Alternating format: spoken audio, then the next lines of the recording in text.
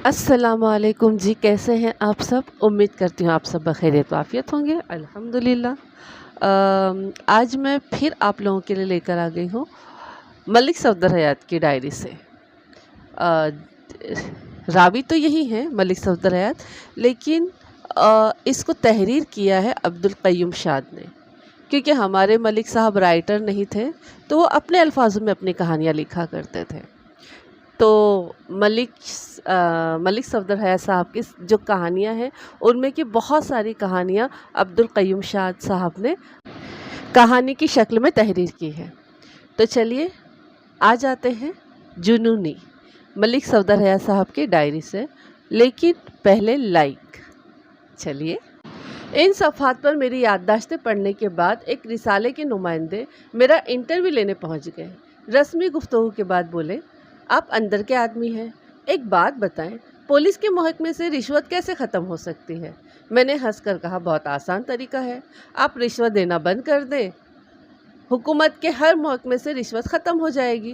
कहने लगे, मुझे मालूम था कि आप टाल जाएंगे। मैंने उन्हें समझाने की कोशिश की, मगर वो मेरी बात मानने के लिए तैयार ही नहीं हुए। दरअसल ये मसला दो तरफा है। सिर्फ पुलिस के महकमे की तरफ मुँह करके शोर मचाने से कुछ हासिल नहीं होता। रिश्वत दो वजहों की बिना पर दी जाती है, तकलीफ से बचने के लिए या कोई सहूलत हासिल करने के लिए। मैंने देखा है कि अच्छे समझदार और नेक परहेजगार लोग भी रिश्वत देने से नहीं चूकते। कोई लाइसेंस बनवाने गए और रिश्वत देकर जल्दी बनवा लिया, ट्रैफिक की बेकायदगी में चालान हो गया, रिश्वत देकर अदालत जाने से बच गए, कस्टम या इनकम टैक्स में कोई घपला कर दिया और रिश्वत देकर बात को दबा दी।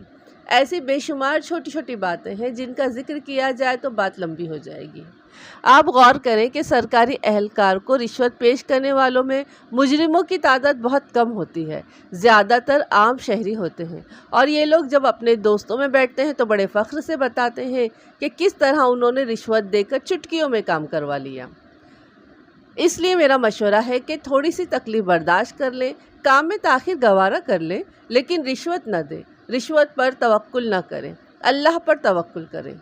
तवक्कुल यानी अल्लाह पर यकीन।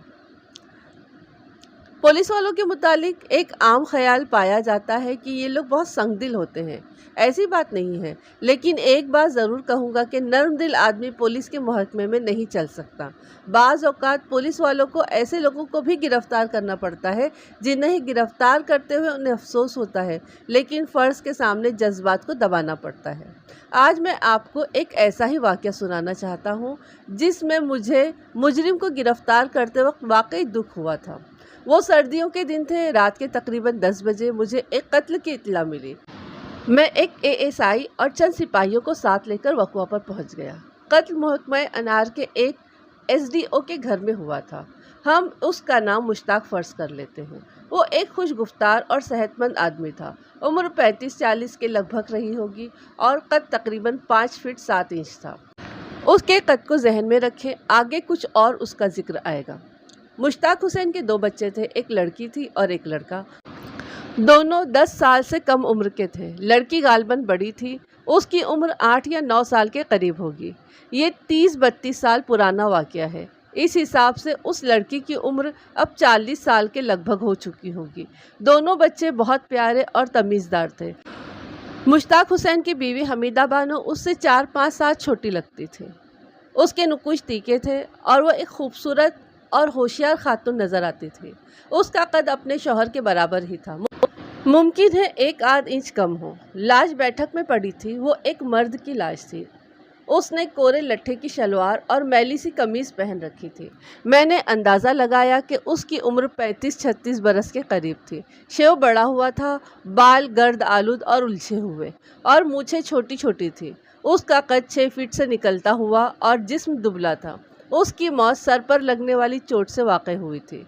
उसकी खोपड़ी चटकी हुई थी और खून उस सोफ़े में जज्ब हो गया था जिस पर वो बेढंगे अंदाज में पड़ा हुआ था। اس کا دایاں بازو اور دائیں ٹانگ نیچے لٹک رہی تھی، دھڑ صوفے پر تھا۔ قریب ہی چارپائی کی وہ پٹی پڑی ہوئی تھی جس سے اس کے سر پر چوٹ لگائی گئی تھی۔ مشتاق حسین نے بتایا کہ وہ شخص گھر میں چوری کی نیت سے داخل ہوا تھا اور قیمتی سامان کی تلاش میں تھا۔ کھٹکے کی آواز سن کر حمیدہ بانو کی آنکھ کھل گئی۔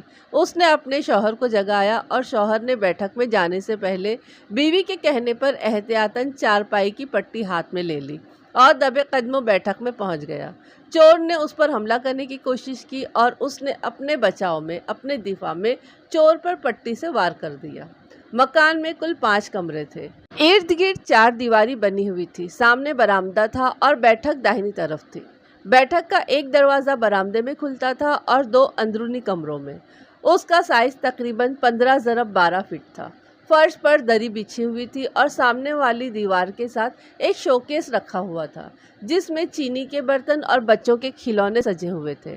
مکان نیا تھا، دیواروں پر پلستر کیا ہوا تھا لیکن ابھی سفیدی نہیں ہوئی تھی۔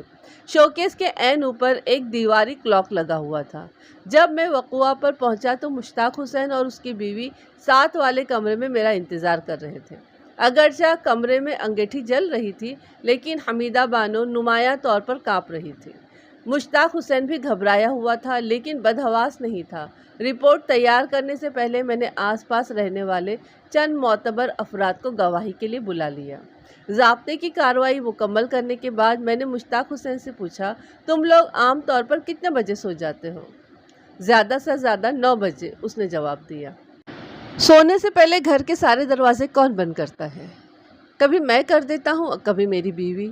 تمہارے خیال میں چور کس دروازے سے اندر داخل ہوا تھا؟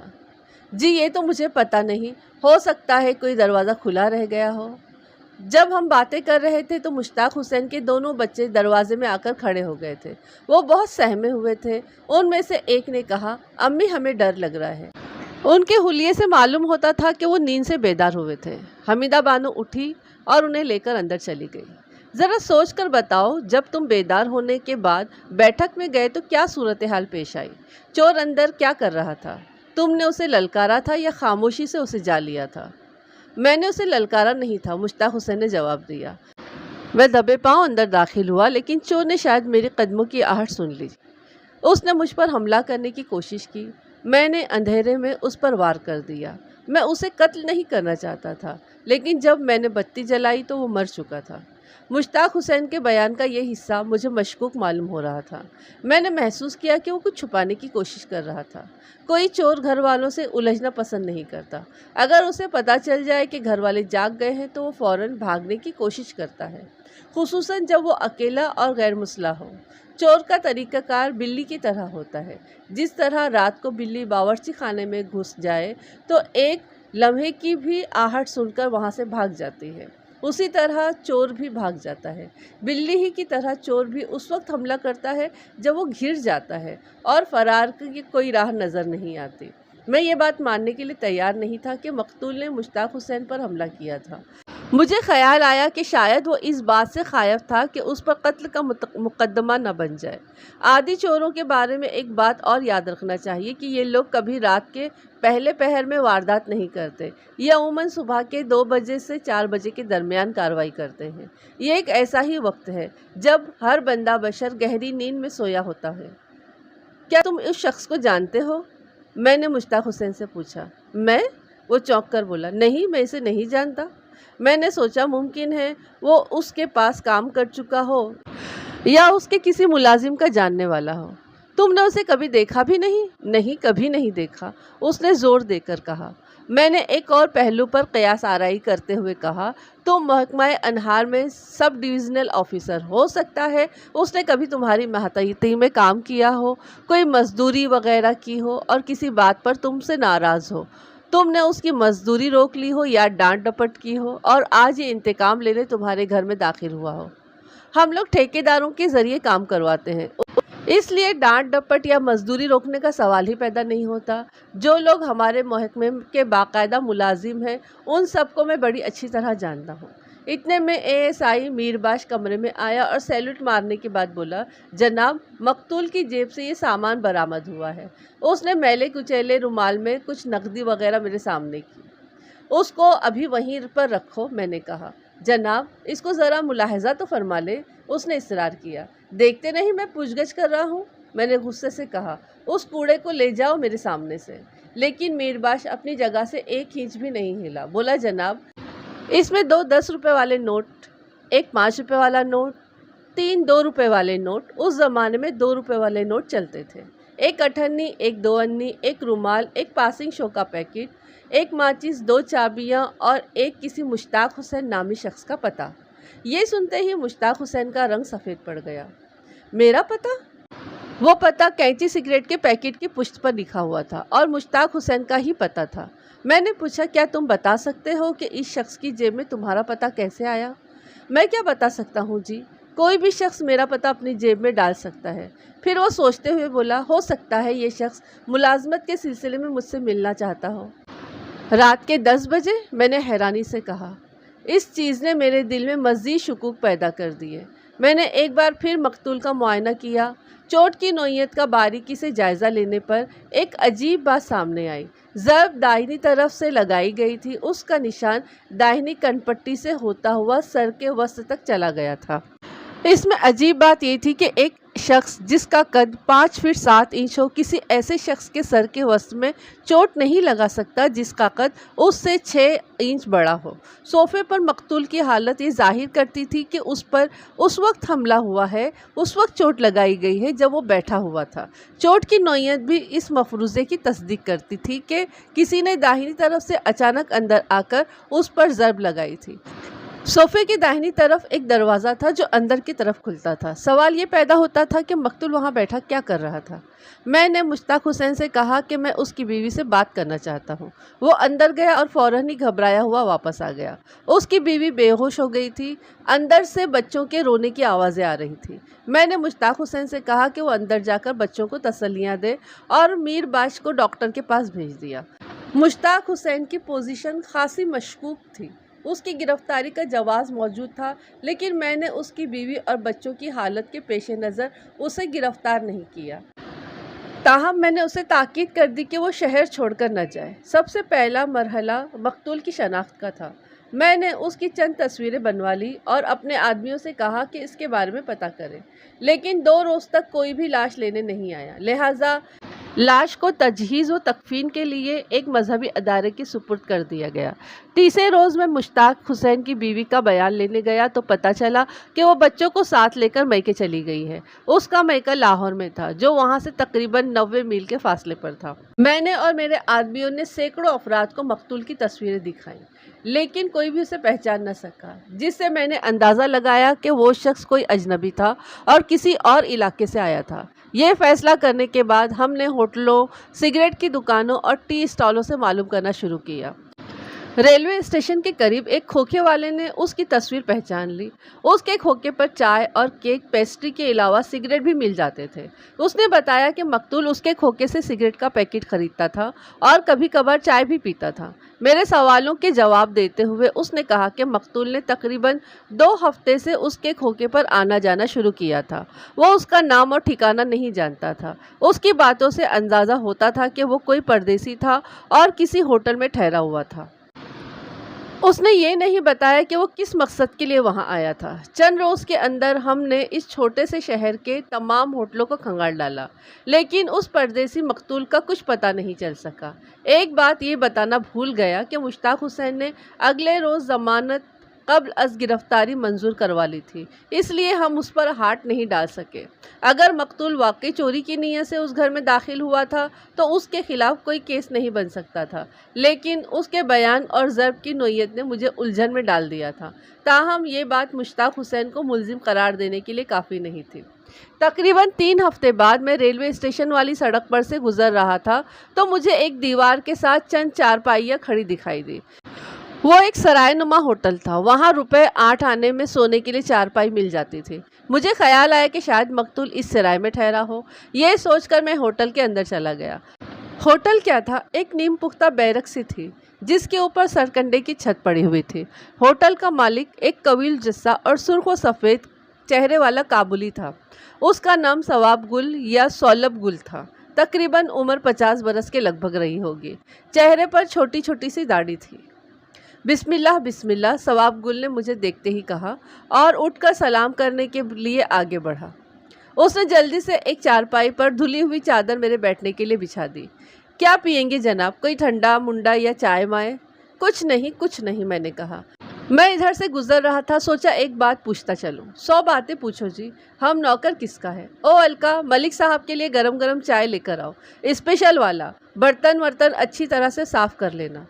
मैंने जेब से तस्वीर निकालकर सवाब गुल को दिखाई और कहा, मैंने सुना है कि ये आदमी तुम्हारे होटल में ठहरा हुआ था।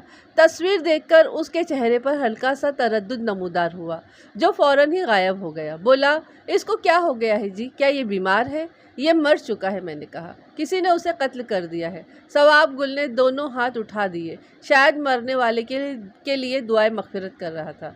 क्या तुम इसे पहचानते हो? हमने इसे कभी नहीं देखा। हमारा होटल मुसाफिर खाना है। रोज़ाना 10 आदमी आता है, 20 जाता है, 20 आता है, 10 जाता है। हमारे को किसी का शक्ल याद नहीं रहता। तुम्हारे मुसाफिर खाने में रिहाइश का क्या हिसाब है?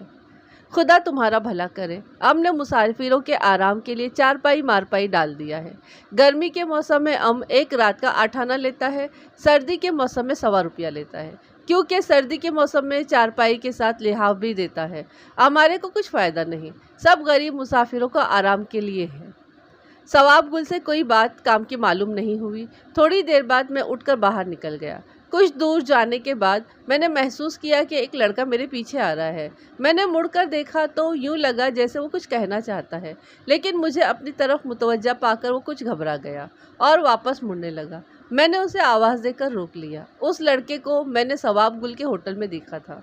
मेरे पूछने पर उसने पहले तो कुछ तामुल किया, फिर बोला, मैं ये बताना चाहता हूँ कि फ़रीद अहमद सवाब गुल के होटल में ठहरा हुआ था। कौन फ़रीद अहमद? मैंने पूछा। जिसकी आपने तस्वीर दिखाई थी। मैं लड़के को एक तरफ ले गया और दोबारा तस्वीर निकालकर उसको दिखाई। जी हाँ, ये उसी आदमी की तस्वीर है। उसका बक्सा संदूक अभी तक होटल में पड़ा है। तुम क्या काम करते हो? मैं होटल में मुलाजिम हूँ जी। जनाब, मेरा नाम ना आए, वरना सवाब गुल मुझे ज़िंदा नहीं छोड़ेगा। मैंने उसे तसल्ली दी और थाने पहुंचकर मीरबाज से कहा, रेलवे स्टेशन के करीब सवाब गुल नामी शख्स का एक होटल है। 2 सिपाही ले जाओ और सवाब गुल को पकड़कर थाने ले आओ। बहुत बेहतर जनाब। और कोई हुक्म? जो शख्स मुश्ताक हुसैन के घर में हलाक हुआ था, उसका नाम फ़रीद अहमद है और वो सवाब गुल के होटल में ठहरा हुआ था। गालिबन उसका संदूक भी वहीं पर होगा, वो उठा कर ले आना। मीरबाज 2 सिपाहियों को साथ लेकर रुखसत हो गया। मैं सोचने लगा कि सवाब गुल ने फ़रीद अहमद के बारे में झूठ क्यों बोला था। शायद वो कत्ल के केस में किसी किस्म की गवाही देने से घबरा गया था या उसके सामान पर कब्जा करना चाहता था। तकरीबन 1 घंटे बाद मीरबाज वापस आया। आते ही सवाब गुल मिन्नत समाजत करने लगा, लेकिन मैंने उसे डांट कर चुप करवा दिया और हवालात में बंद कर दिया। मकतूल फ़रीद अहमद की जेब से जो चाबियां निकली थी, उनमें से एक चाबी उसके संदूक की थी, जिससे उसका ताला खुल गया। अंदर कुछ कपड़े और चंद कागजात और 2-3 रिसाले रखे थे। कागजात में कुछ इसनाद भी थी। एक मैट्रिक की सनद थी। उसके मुताबिक फ़रीद अहमद वल्द सफ़ी अहमद 1930 में पंजाब यूनिवर्सिटी से फर्स्ट डिवीज़न में मैट्रिक पास किया था। एक सनद FSC की थी। कुछ कागजात कानूनी और अदालती किस्म के थे। उनका मुताला करने के बाद ये उगदा खुला कि फ़रीद अहमद कत्ल और डकैती के एक केस में मुलविस था। कागजात के मुताबिक 1933 की बात थी। दफतन कागजात में से एक ऐसी चीज़ बरामद हुई जिसे देखकर मैं दंग रह गया। वो एक तस्वीर थी, एक लड़की की तस्वीर। उसकी पुश्त पर लिखा था, फ़रीद के लिए जो मेरी ज़िंदगी और मेरी रूह है, और वो तस्वीर हमीदा बानो की थी। उसके बाद बाकी बातों का कयास करना ज़्यादा मुश्किल नहीं था। फ़रीद और हमीदा बानो किसी ज़माने में एक दूसरे से मोहब्बत करते थे। फ़रीद अहमद को कत्ल के मुकदमे में सज़ा हो गई और हमीदा बानो ने किसी अफसानवी हीरोइन की तरह उसका इंतज़ार करने के बजाय शादी कर ली। फ़रीद अहमद जेल से रिहा होने के बाद अपनी महबूबा से मिलने आया और महबूबा के शौहर ने जोश रकाबत में उसे कत्ल कर दिया। ताहम इस कयास की तस्दीक ज़रूरी थी। सबसे पहले तो मैंने सवाब गुल को अलग कमरे में बुलाया और कहा, सवाब गुल, हमें सब कुछ मालूम हो गया है। अब बोलो तुम्हारे साथ क्या सुलूक किया जाए। मलिक साहब, हम शरीफ आदमी हैं, 5 वक्त का नमाज़ पढ़ता है। हम बिल्कुल झूठ नहीं बोलेगा। हमको शैतान ने बहका दिया था। यह दौलत बहुत ख़राब चीज़ है। पाक परवरदिगार का कसम, हम 2 घंटे से हवालात में तौबा इस्तग़फ़ार कर रहा है। अपना आदमी हमारे साथ भेजो, हम फरीद खान का अमानत आपके हवाले कर देगा। अमानत और दौलत का जिक्र सुनकर मैं समझ गया कि फरीद अहमद ने उसके पास कुछ नकद अमानत रखवाई होगी। इस बात से उसके झूठ का मसला भी हल हो गया। फरीद की मौत का जिक्र सुनकर उसने सोचा होगा कि उसकी अमानत पर कब्ज़ा कर लेना चाहिए। जब मुहासिबा का डर ना हो तो कभी कभी अच्छे खासे शरीफ आदमी की नीयत भी ख़राब हो जाती है। बहुत कम लोग ऐसे होते हैं जो कादिर मुतलक के मुहासिबे से डरते हैं, जिसके इहाताए इख्तियार से कोई चीज़ बाहर नहीं। बहरहाल चूँकि सवाब गुल ने कोई जुर्म नहीं किया था, इसलिए मैंने उसे छोड़ दिया। थोड़ी देर बाद वो एक पोटली दे गया जिसमें 2,500-3 हज़ार रुपये के लगभग रकम थी। यह रकम मैंने फरीद के संदूक में रखकर उसे ताला लगा दिया। अगले रोज़ मैंने मुश्ताक हुसैन की ज़मानत मनसूख करवा के अदालत से उसके वारंट गिरफ्तारी हासिल कर लिए, लेकिन जब मैं अपने आदमियों के साथ उसे गिरफ्तार करने उसके घर पहुंचा तो वो मौजूद नहीं था। घर में एक बारिश मुअम्मर शख्स था। उसने हमारे पूछने पर बताया कि मुश्ताक हुसैन अपनी बीवी बच्चों को लेने लाहौर गया हुआ है। मैंने उसके दफ्तर से मालूम करवाया तो पता चला कि उसका तबादला हो गया है, लेकिन किसी को ये नहीं मालूम था कि कहाँ तबादला हुआ है। इसका ये मतलब था कि वो फ़रार हो गया था। मैंने उसके दोस्तों और जानने वालों से उसके ससुराल का पता मालूम करके डायरी में नोट कर लिया। उस दौरान में मैंने एक बार फिर फरीद अहमद के कागजात का मुताला किया। उसमें से मुझे लाहौर के 2 पते मिले। एक बादामी बाग के इलाके तक का था और दूसरा निस्बत रोड का था। मैंने ये दोनों पते भी नोट कर लिए और दूसरे रोज़ 2 सिपाहियों का हमराह लेकर मैं लाहौर पहुंच गया। मुश्ताक हुसैन की ससुराल का जो पता मैंने हासिल किया था वो रतन चंद रोड का था। निस्बत रोड और रतन चंद रोड बिल्कुल करीब करीब हैं। लाहौर के रहने वाले यकीनन जानते होंगे कि ये दोनों सड़कें म्यूनसिपल अस्पताल के गेट के करीब से शुरू होती हैं। पहले मैंने मुश्ताक हुसैन के ससुराल का दरवाज़ा खटखटाया। एक अधेड़ उम्र की औरत ने दरवाज़ा खोला और मुझे देखकर जल्दी से ओट में हो गई। मैंने मुश्ताक हुसैन के बारे में पूछा। उसने मेरे सवाल का जवाब देने के बजाय पूछा, आप कौन हैं? मैंने जवाब दिया कि मैं उसका दोस्त हूँ। उस पर उसने कहा कि वो दफ्तर गए हैं, शाम को वापस आएंगे। मैंने अंदाज़ा लगाया कि कोई दूसरी औरत भी दरवाजे की ओट में मौजूद थी।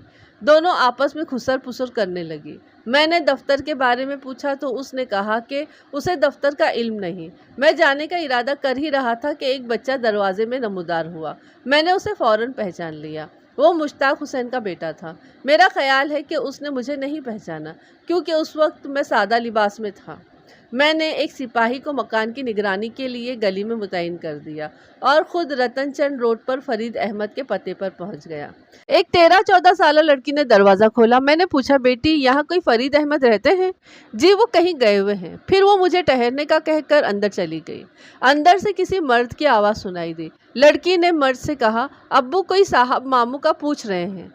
गोया उस घर में फरीद अहमद की बहन रहती थी। लम्हा भर के बाद एक भारी भरकम शख्स दरवाजे पर आया और बिगैर किसी तहमीद के बोला, फरीद अहमद का इस घर से कोई ताल्लुक़ नहीं है और ना ही वो यहाँ रहता है। उसके बोलने के अंदाज से मुझे कुछ अंदाज़ा हो गया कि वो किस महकमे में मुलाजिम है, लेकिन मैंने फ़ौरन ही उसका इजहार नहीं किया और पूछा, क्या तुम फरीद अहमद के बहन ही हो?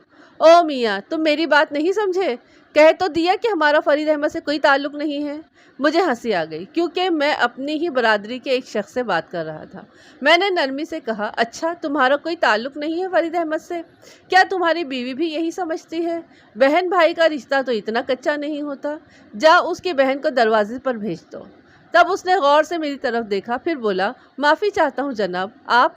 मैंने उसका मतलब समझते हुए कहा, मैं अपने इलाके का SHO हूँ। मेरा नाम मलिक सफदर हयात है और मैं एक कत्ल की तफ्तीश कर रहा हूँ। उसने एकदम अटेंशन होकर मुझे सैल्यूट मारा और माजरत करके मुझे अंदर ले गया। उसने अपना नाम गुलाम अली बताया। वो एक करीबी थाने में हेड क्लर्क था। क्या फरीदे ने कोई और कत्ल कर दिया है? उसने मुझे ड्राइंग रूम में बैठाने के बाद पूछा। उसकी बीवी जो साथ वाले कमरे में खड़ी थी दुपट्टा ठीक करते हुए अंदर आ गई और मुझे सलाम करने के बाद एक तरफ बैठ गई। उसने ढीले ढाले कपड़े पहन रखे थे जो किसी कद्र मैले थे। वो एक सीधी सादी घरेलू औरत लगती थी। बाद में उसका नाम जमीला मालूम हुआ। मेरे वीर को क्या हुआ है जी? उसने पूछा। तेरा वीर कोई और कारनामा कर आया है, गुलाम अली ने कहा। मुझे मालूम था कि वो ज़रूर कोई मुसीबत खड़ी करेगा। 14 साल बाद जेल से छूटा था। अगर बंदे दा पुत्र होता तो सुधर जाता। आपने तो उसे घर में टिकने ही नहीं दिया, धक्के देकर निकाल दिया। क्या खाक सुधरना था उसने? बैठी रहे, कातिलों के लिए इस घर में कोई जगह नहीं है, गुलाम अली ने कहा। फिर मुझसे मुखातिब होकर बोला, इस दफ़ा क्या किया है जी उसने? तुम लोग बात ख़त्म कर लो, फिर मैं कुछ बोलूँ। हमारी बात तो कभी ख़त्म नहीं हो सकती जी, ये किट तो सुबह शाम होती ही रहती है। बीबी, मैं तुम्हारे भाई के मुतालिक कोई अच्छी खबर नहीं लाया, मैंने कहा। वो घबरा कर बोली, अल्लाह खैर करे, मेरा एक ही भाई है जी, माँ बाप पहले ही मर चुके हैं। सबको एक दिन मरना है। मैं चाहता था कि वो ज़हनी तौर पर भाई की मौत की खबर सुनने के लिए तैयार हो जाए। कोई जवानी में मर जाता है, कोई अपनी उम्र पूरी करके मरता है, कोई हमेशा ज़िंदा नहीं रहता। जल्दी से बताएं जी, क्या हुआ है?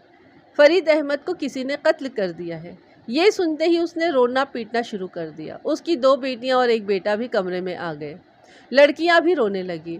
अब खुश हो जा गुलाम अली, जमीला ने कहा। अब ठंड पड़ गई तेरे कलीजे को। अब लगवा ले मकान अपने नाम। मर गया मकान का दावेदार। मुझे पता था तुम मेरे वीर को खा जाओगे। गुलाम अली कुछ नहीं बोला। उसे भी फरीद अहमद की मौत का सुनकर सदमा हुआ था, लेकिन ज़्यादा नहीं। जमीला काफ़ी देर तक रोती रही। जब उसकी तबीयत संभली तो उसने पूछा, किस जालिम ने मेरे वीर की जान ली है? तुम लोग मुश्ताक हुसैन नामी किसी शख्स को जानते हो? मैंने पूछा। महकमा अनहार में SDO है, उसकी ससुराल निस्बत रोड पर है। बड़ी अच्छी तरह जानते हैं, गुलाम ने कहा। उसकी बीवी तो? जमीला उसकी बात काट कर बोली, मुश्ताक हुसैन को क्या हुआ है? फरीद अहमद उसी के हाथों कत्ल हुआ है, मैंने कहा, और सारी तफसील बता दी। ये सब कुछ उसकी बीवी की वजह से हुआ है। उस डायन ने हमारा पूरा ख़ानदान, पूरा घर तबाह कर दिया। खुदा गारत करे उससे। मैंने सुना है कि दोनों एक दूसरे से मोहब्बत करते थे। लानत हो जी ऐसी मोहब्बत पर, जिसकी खातिर इंसान अपने बाप को कत्ल करने से दरेग न करे। मेरे इस्तिफसार पर उसने जो तफसील बताई उसका खुलासा ये है। इस अलमनाक कहानी की इब्तिदा क़याम पाकिस्तान से 12-13 साल कबल हुई थी। फरीद अपने माँ बाप का इकलौता बेटा था और उससे उन्होंने बड़ी तवक्कात वाबस्ता कर रखी थी।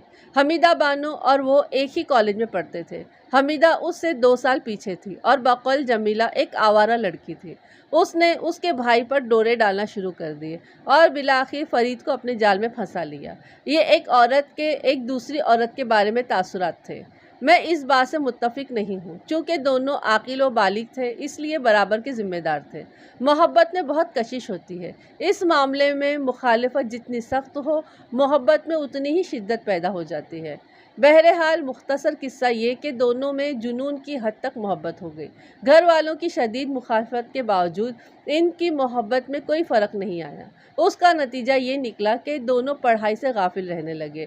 घर से कॉलेज जाने के लिए निकलते और पहुंच जाते मिंटो पार्क शिमला पहाड़ी पर। फिर एक दिन वो भी आया कि दोनों घर से भाग गए।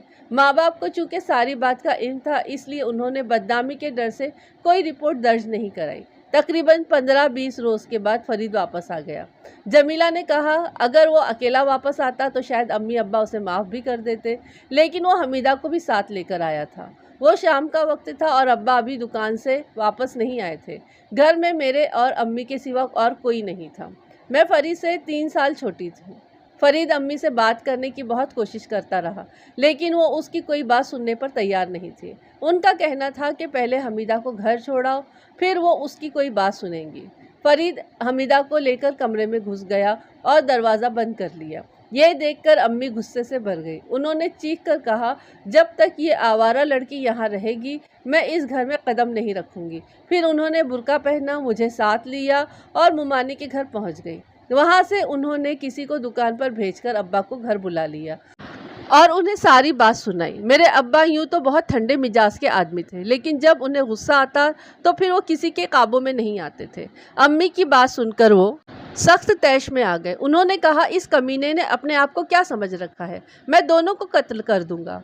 उनके ये अल्फाज आज तक मेरे कानों में गूंज रहे हैं। मैंने अम्मी से कहा भी कि उन्हें अकेले नहीं जाना चाहिए, किसी को उनके साथ भेज दे, लेकिन उन्होंने मेरी बात पर कोई तवज्जो नहीं दी। आधे घंटे के बाद हमें इत्तला मिली कि अब्बा फरीद के हाथों कत्ल हो गए हैं। मुझे आज तक इस बात पर यकीन नहीं आया। اس نے آنسو پوچھتے ہوئے بات جاری رکھی۔ تھوڑی دیر بعد پولیس ہمارے گھر پہنچ گئی اور فرید کے ہاتھوں میں ہتھکڑی ڈال دی۔ اور حمیدہ بانو؟ اس کا اس معاملے میں کوئی ذکر نہیں آیا؟ غلام علی نے کہا۔ فرید نے اپنے بیان میں کہا تھا کہ وہ ابا کے آنے سے پہلے ہی وہاں سے چلی گئی تھی، لیکن کسی نے اس کی بات پر یقین نہیں کیا۔ غالباً فرید احمد نہیں چاہتا ہوگا کہ وہ پولیس اور کچہری کے چکر میں پڑے، میں نے کہا۔ فرید احمد نے عدالت میں کیا بیان دیا تھا؟ اس نے کہا تھا کہ ابا نے اس پر پستول تان لیا تھا۔ غلام علی نے کہا۔ وہ بہت غصے میں تھے اور بار بار یہ کہہ رہے تھے کہ وہ اسے جان سے مار ڈالیں گے۔ فرید نے ان سے پستول چھیننے کی کوشش کی۔ اسی کشمکش کے دوران اتفاقاً گولی چلی، لیکن طبی رپورٹ سے اس کے بیان کی تصدیق نہیں ہوتی تھی۔ گولی بائیں پہلو میں لگی تھی اور دل میں گھس گئی تھی۔ جب کوئی شخص پستول چھیننے کی کوشش کرتا ہے تو وہ عام طور پر اس کا رخ اوپر کی طرف کرتا ہے۔ بہرحال 2.5-3 سال مقدمہ چلا اور فرید کو عمر قید ہو گئی۔ اب وہ چند ماہ قبل ملتان جیل سے رہا ہو کر آیا تھا، لیکن اس کی قسمت میں آزادی نہیں تھی۔ کیا آپ نے مشتاق حسین کو گرفتار کر لیا ہے؟ جمیلہ نے پوچھا۔ وارنٹ گرفتاری میری جیب میں ہے، میں نے کہا۔ امید ہے کہ آج ہی ہم اس کو گرفتار کر لیں گے۔ جمیلہ نے اپنے بھائی کی تجہیز و تکفین اور قبر کے بارے میں چند سوالات کیے۔ جانے سے پہلے میں نے فرید کے پرانے دوستوں کے بارے میں پوچھا اور 2-3 کے پتے نوٹ بھی کر لیے، لیکن ان میں سے صرف ایک شخص سے ملاقات ہو سکی۔ اس کی میکلوڈ روڈ پر فوٹوگرافی کی دکان تھی۔ اس کا نام منظور احمد تھا اور وہ 36-37 برس کا ایک سلجھا ہوا شخص تھا۔ اس کے بارے میں جمیلہ نے بتایا تھا کہ وہ فرید کا لنگوٹیا یار تھا اور دونوں ایک دوسرے سے کوئی بات نہیں چھپاتے تھے۔ فرید احمد کی موت کی خبر سن کر اسے بہت دکھ ہوا۔ اس نے میری باتوں کے بہت مختصر جواب دیے۔ رہا ہونے کے بعد فرید احمد سیدھا اس کے پاس آیا تھا اور بعد میں ملتا بھی رہا تھا۔ وہ اپنے بہنوئی غلام علی کی وجہ سے بہت پریشان تھا۔ کیا اس نے حمیدہ کا ذکر بھی کیا تھا؟ حمیدہ نے اس کے ساتھ بہت ظلم کیا تھا، لیکن میں سمجھتا ہوں کہ فرید کو وہ کچھ کہتے کہتے رک گیا اور بات بدل کر بولا، مرنے والا مر گیا، اب پرانی باتیں چھیڑنے سے کیا فائدہ؟ قدر توقف کے بعد اس نے ایک عجیب سا سوال کیا، کیا آپ کو یقین ہے کہ فرید کو مشتاق حسین نے ہی قتل کیا ہے؟ اس نے خود اعتراف کیا ہے، میں نے کہا۔ اعتراف تو؟ وہ دوبارہ کہتے کہتے رک گیا۔ میں نے زیادہ اصرار نہیں کیا کیونکہ پرانی باتوں سے مجھے بھی دلچسپی نہیں تھی۔ تاہم جانے سے پہلے میں نے اسے اپنا پتہ دے دیا اور کہا کہ اگر کوئی بات بتانا مناسب سمجھے تو میرے پاس آ جائے۔ جس سپاہی کو میں نے حمیدہ بانو کے گھر کی نگرانی پر مامور کیا تھا، اس نے بتایا کہ مشتاق حسین گھر کے اندر چھپا ہوا ہے۔ میں نے علاقے کے تھانے دار سے رابطہ قائم کیا اور اس کی مدد سے چھاپہ مار کر مشتاق حسین کو گرفتار کر لیا۔ اگلے روز ہم اسے ساتھ لے کر واپس پہنچے اور دفعہ 302 کے تحت مقدمہ درج کر لیا۔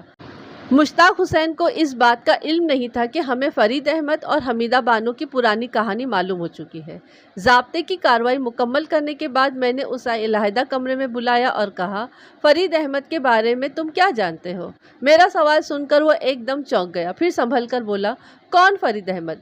میں نے اس کے منہ پر ایک زوردار تھپڑ مارا اور کہا، سوال مت کرو، صرف جواب دو۔ وہ کانپنے لگا، بولا، میں نے اسے قتل نہیں کیا۔ میں نے ایک اور تھپڑ مارا۔ فرید احمد کے بارے میں بتاؤ، قتل کی بات بعد میں ہوگی۔ جی بتاتا ہوں۔ فرید احمد لاہور کا رہنے والا تھا۔ میری بیوی اور وہ ایک ہی کالج میں پڑھتے تھے۔ میں اس کو بالکل نہیں جانتا تھا۔ میں نے سنا تھا کہ اسے اپنے باپ کے قتل کے جرم میں عمر قید ہو گئی ہے۔ کیا تمہاری بیوی اس سے محبت کرتی تھی؟ حمیدہ نے ایک دفعہ کہا تھا کہ وہ اس کی جوانی کی لغزش تھی۔ وہ اس موضوع پر بات کرنا پسند نہیں کرتی تھی۔ جوانی میں ایسی غلطیاں، فلسفہ نہیں جھاڑو، میرے سوال کا جواب دو۔ کیا اس نے تمہیں یہ بھی بتایا تھا کہ وہ جوانی میں فرید احمد کے ساتھ گھر سے بھاگ گئی تھی اور دونوں کئی دن تک اکٹھے باہر رہے تھے؟ میں نے یہ افواہ سنی تھی اور حمیدہ سے پوچھا بھی تھا، لیکن اس نے اس بات کی تردید کی تھی۔ اس نے کہا تھا کہ لوگوں نے اسے بدنام کرنے کے لیے بات اڑائی تھی۔ کیا حمیدہ بانو تمہاری رشتہ دار ہے؟ جی نہیں، ہماری ایک عزیزہ کے حمیدہ کے گھر والوں سے مراسم تھے، انہی کی وساطت سے ہماری شادی ہوئی تھی۔ شادی سے پہلے میں ان لوگوں کو بالکل نہیں جانتا تھا، حمیدہ کو بھی صرف ایک مرتبہ دیکھا تھا۔ فرید احمد تمہارے پاس کیوں آیا تھا؟ وہ چاہتا تھا کہ میں اپنی بیوی کو طلاق دے دوں۔ اور تم نے اسے کیا جواب دیا؟ میں نے کہا کہ ایسا کبھی نہیں ہو سکتا، میں اپنی بیوی کو طلاق نہیں دے سکتا، ہمارے 2 بچے ہیں اور ہمارے درمیان کوئی جھگڑا فساد بھی نہیں ہے، میں کیوں اپنی بیوی کو طلاق دوں؟ کیا اس نے کبھی تم سے جھگڑا وغیرہ بھی کیا؟ نہیں، اس نے کبھی جھگڑا نہیں کیا۔ وہ بہت عجیب آدمی تھا اور بہت ٹھہر ٹھہر کر اور سکون کے ساتھ دھیمی آواز میں بات کرتا تھا۔ شروع میں نے اسے 2-3 مرتبہ ڈانٹا تو وہ کچھ نہیں بولا، آنکھیں نیچی کر کے میری ڈانٹ سنتا رہا۔ پھر کہنے لگا، آج آپ کا موڈ ٹھیک نہیں ہے، میں پھر کبھی آؤں گا۔ شام کے وقت میری آمد سے تھوڑی دیر پہلے ہمارے گھر کے کونے میں آ کر بیٹھ جاتا تھا۔ اگر میں اس کی بات نہ سنتا تو وہ اصرار بھی نہیں کرتا، بس سر جھکائے واپس چلا جاتا۔ بالکل مجنون لگتا تھا۔ کیا اس نے تمہاری بیوی سے بات کرنے کی کوشش نہیں کی؟ حمیدہ اسے دیکھ کر دروازہ نہیں کھولتی تھی۔ اس نے شروع میں 2-3 مرتبہ میری عدم موجودگی میں حمیدہ سے بات کرنے کی کوشش کی تھی، لیکن جب میں نے اسے ڈانٹا تو اس نے دروازہ کھٹکھٹانا بند کر دیا تھا۔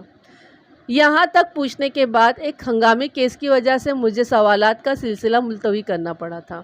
اس کے بعد 3-4 روز تک اس کیس سے فرصت نہیں ملی۔ ایک روز دوپہر کے بعد منظور احمد فوٹوگرافر مجھ سے ملنے آیا۔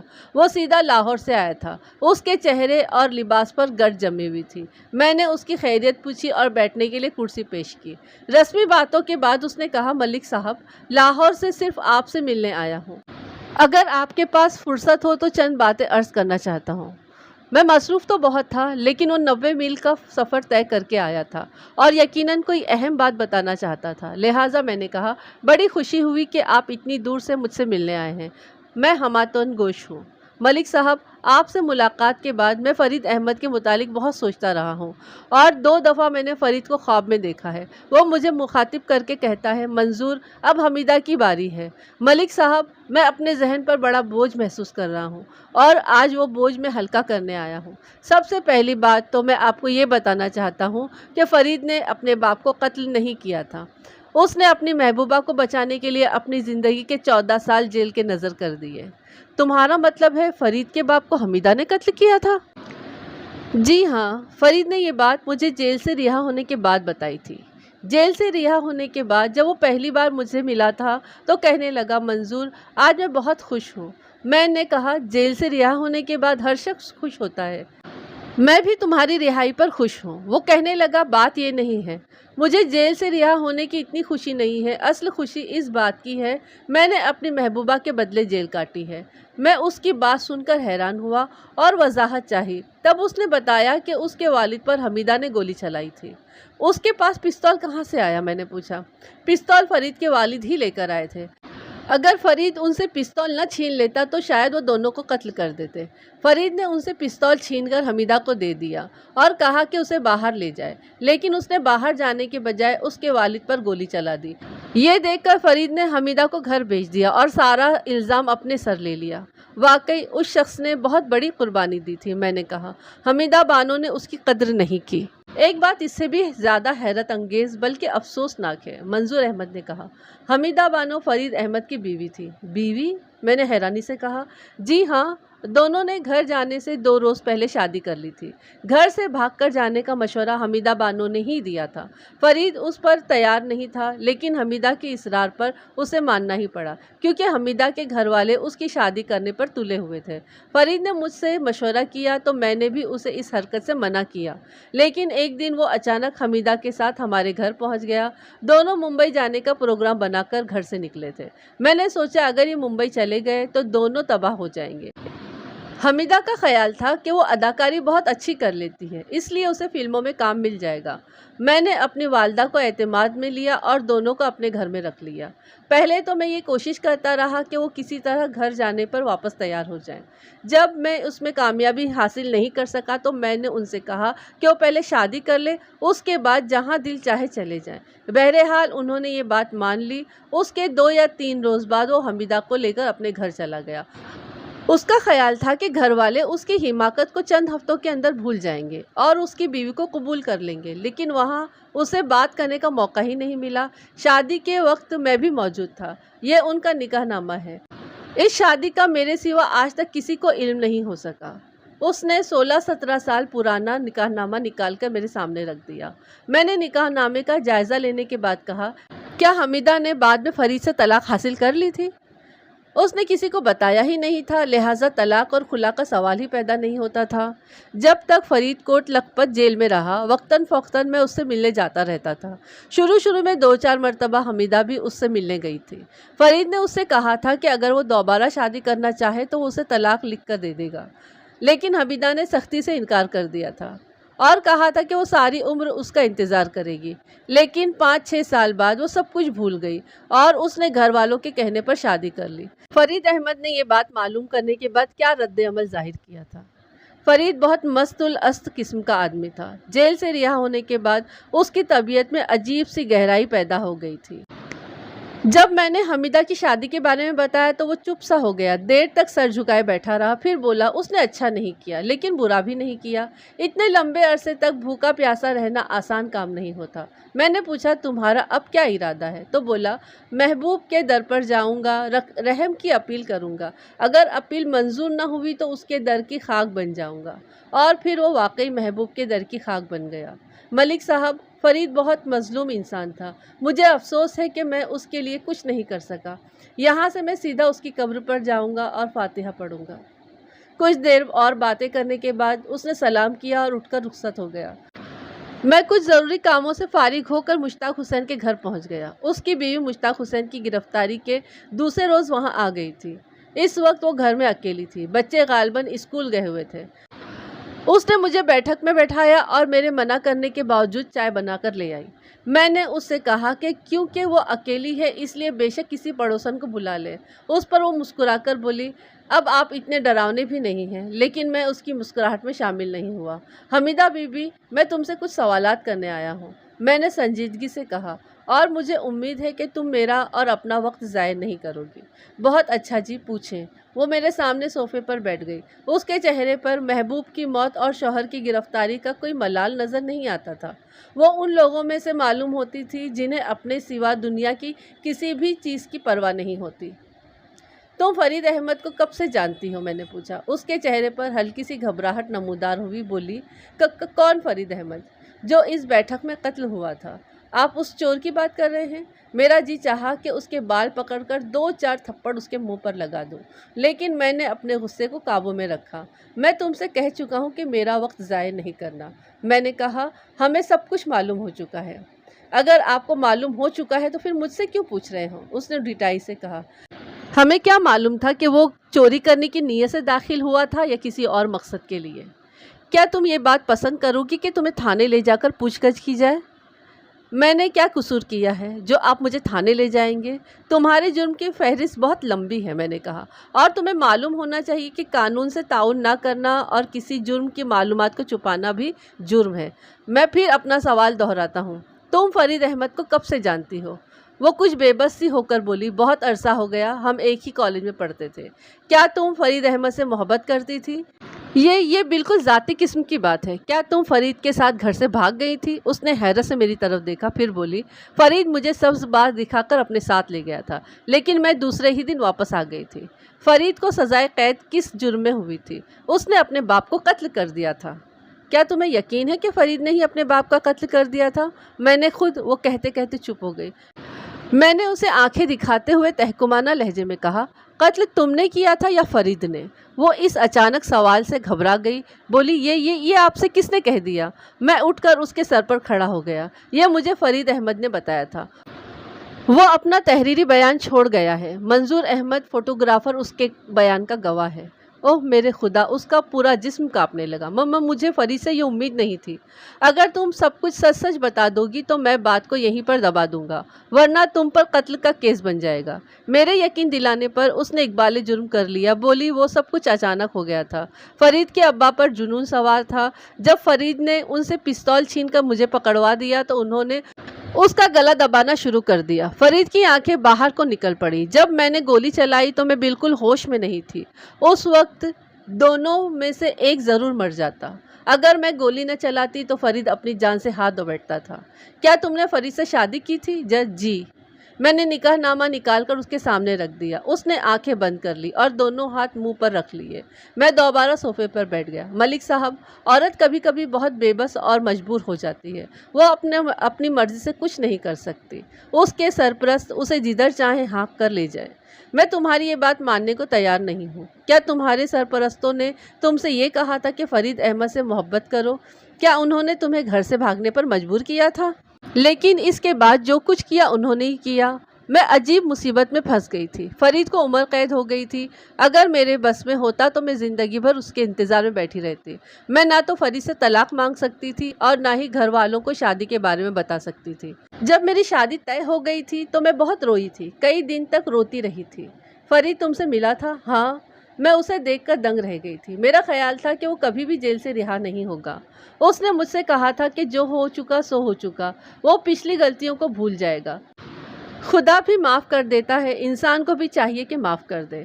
وہ چاہتا تھا کہ میں مشتاق کو چھوڑ کر اس کے ساتھ چلی جاؤں، لیکن آپ خود سوچیں کہ میں بنا بنایا گھر اور بچے کیسے چھوڑ سکتی تھی۔ میں نے اسے کہا کہ وہ میری زندگی سے دور چلا جائے، مجھے بھول جائے، لیکن وہ نہیں مانا۔ تم اس کی بیوی تھی، وہ تمہاری خاطر 14 سال جیل میں رہا۔ تم اس کی خاطر چھوٹی سی قربانی نہیں دے سکتی تھی؟ بلکہ دیکھا جائے تو مشتاق حسین کے ساتھ تمہاری شادی ناجائز تھی۔ وہ تمہارا شوہر نہیں تھا، تمہارا اصل شوہر فرید احمد تھا۔ وہ تمہیں گناہ آلود زندگی سے بچانے آیا تھا۔ تمہیں چاہیے تھا کہ اخلاقی جرات سے کام لے کر مشتاق حسین کو سب کچھ بتا دیتی اور فرید کے ساتھ چلی جاتی۔ بس جی، اپنا اور بچوں کا مستقبل بھی دیکھنا پڑتا ہے۔ میرے بچے کبھی بھی میرا ساتھ دینے پر تیار نہ ہوتے۔ وہ یہی سمجھتے کہ میں ایک سزا یافتہ قاتل کے ساتھ بھاگ گئی ہوں۔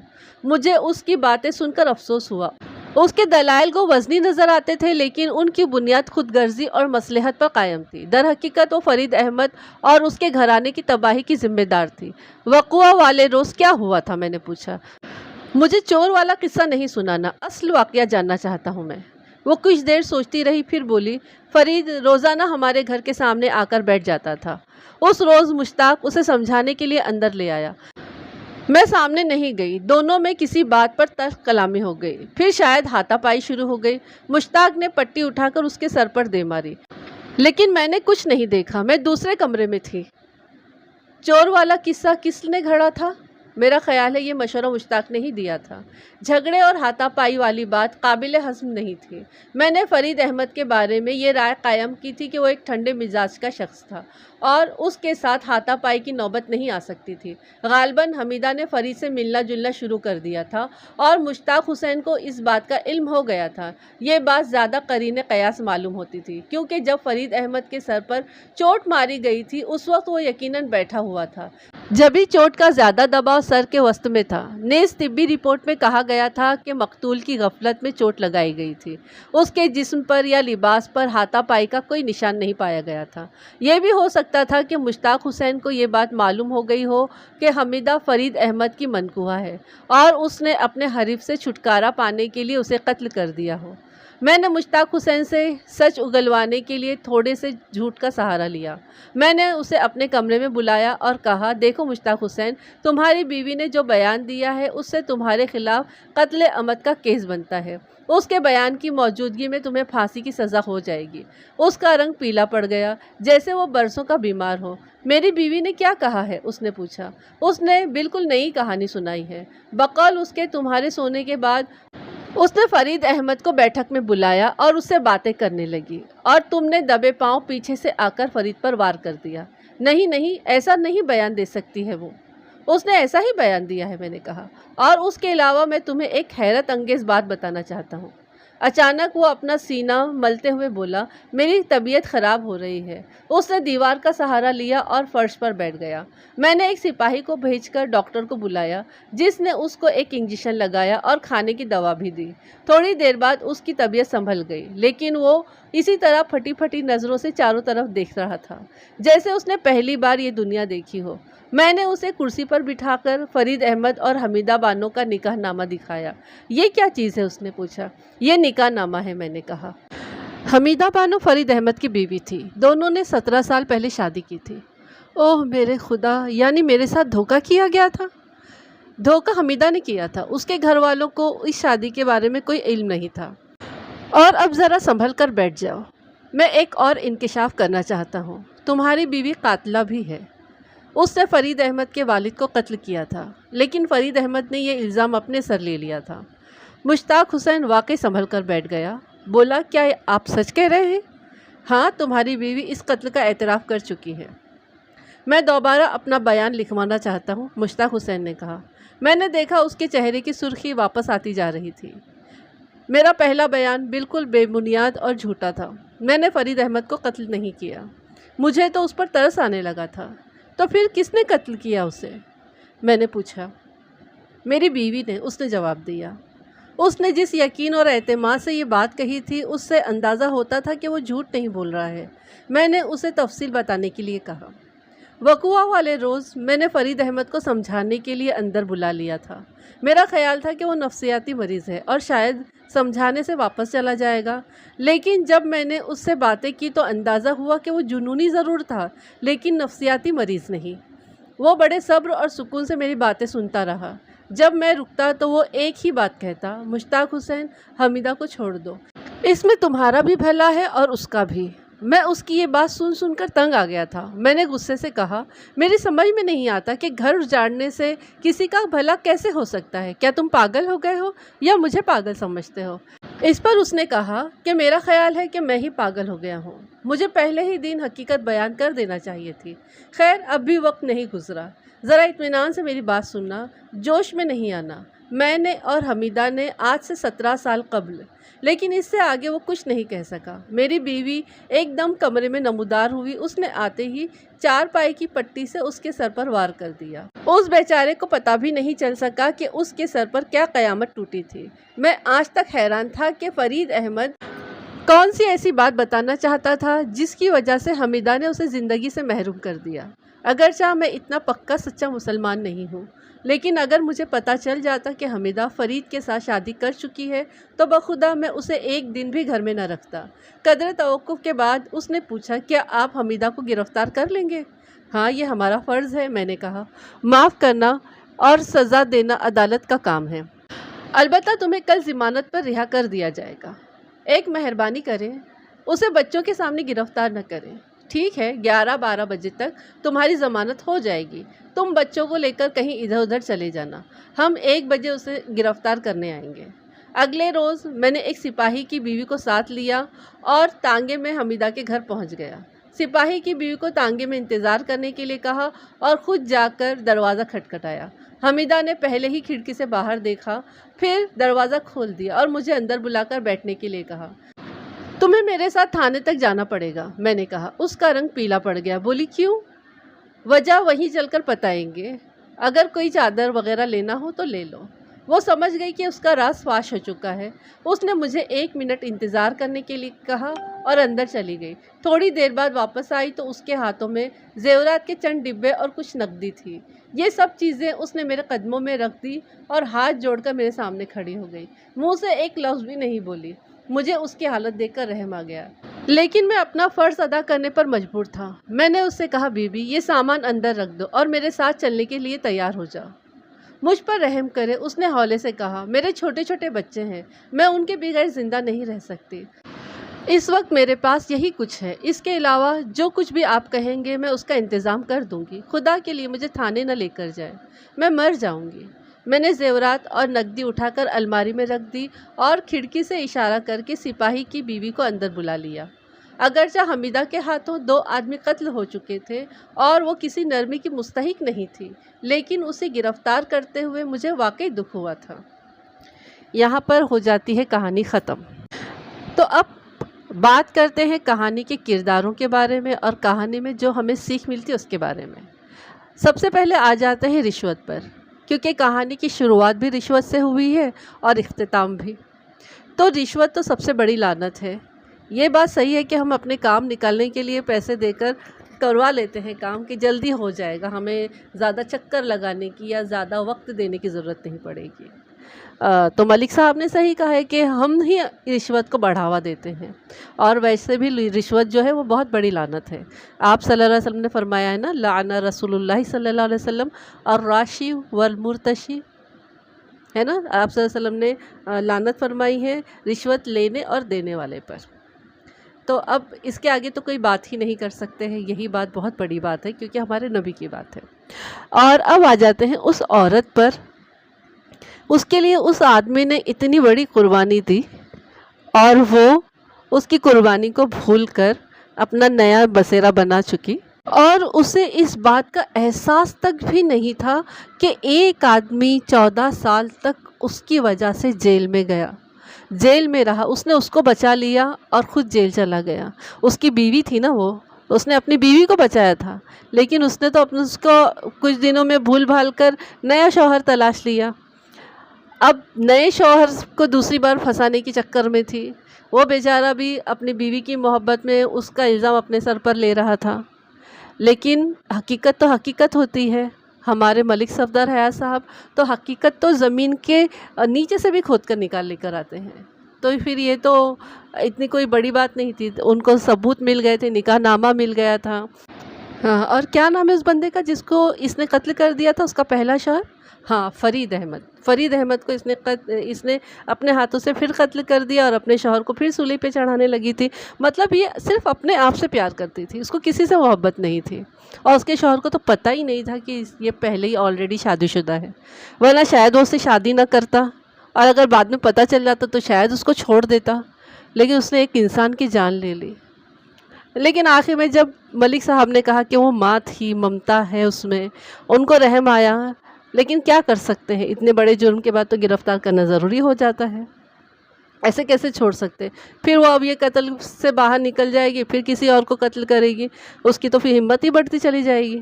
اس سے اچھا ہے کہ گرفتار ہو جائے، اس کو گرفتار کر لیا جائے اور اس کو اس کی کیے کی سزا دے دی جائے۔ ویسے بھی اسلام میں ایک نکاح پر دوسرا نکاح جائز نہیں ہے نا؟ یہ ہے نا، یہی ہے، صحیح ہے نا؟